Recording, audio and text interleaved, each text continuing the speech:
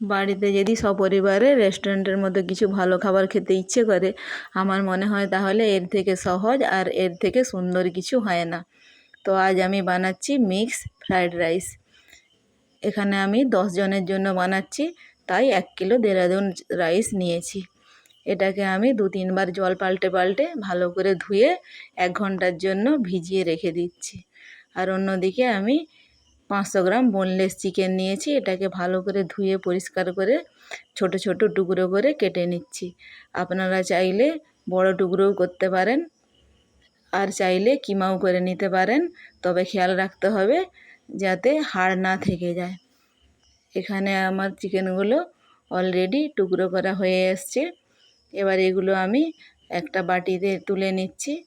এর মধ্যে দিয়ে দিচ্ছি 1 চামচ লবণ, 1 চামচ লেবুর রস, আর কাঁচা লঙ্কা, রসুন ও আদার পেস্ট 2 চামচ দিয়ে এটাকে আমি ভালোভাবে ম্যারিনেট করে রেখে দিচ্ছি।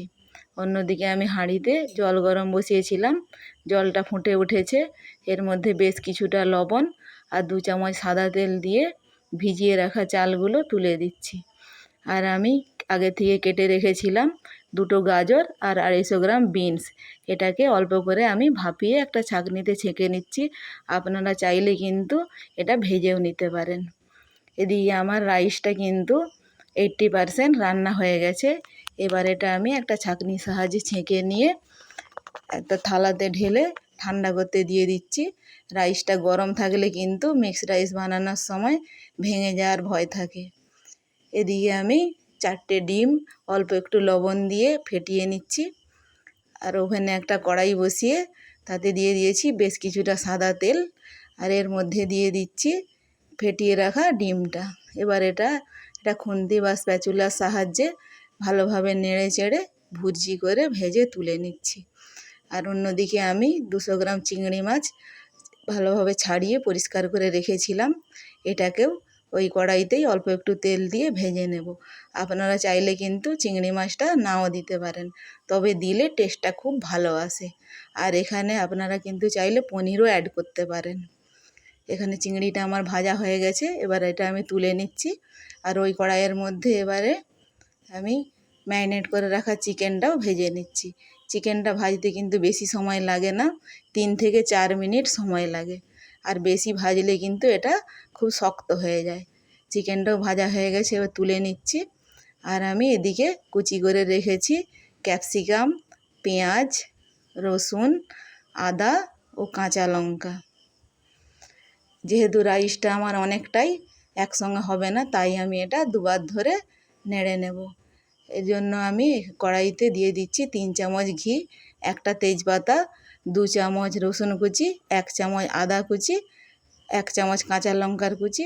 এটা দিয়ে একটু নেড়ে চেড়ে ভাজা ভাজা করে নিয়ে এর মধ্যে দিয়ে দিচ্ছি 4 চামচ পেঁয়াজ কুচি। পেঁয়াজ কুচিটা দিয়েও এটা ভালোভাবে নেড়ে পেঁয়াজটা আধ ভাজা করে নেব। আর এরপর দিয়ে দিচ্ছি ক্যাপসিকাম কুচি আর ভাপিয়ে রাখা গাজর ও বিনস। এরপর দিয়ে দিচ্ছি 1 চামচ সয়া সস, 1 চামচ রেড চিলি সস আর 1 চামচ টমেটো কেচাপ। আপনারা চাইলে কিন্তু সসের পরিমাণটা বেশিও দিতে পারেন।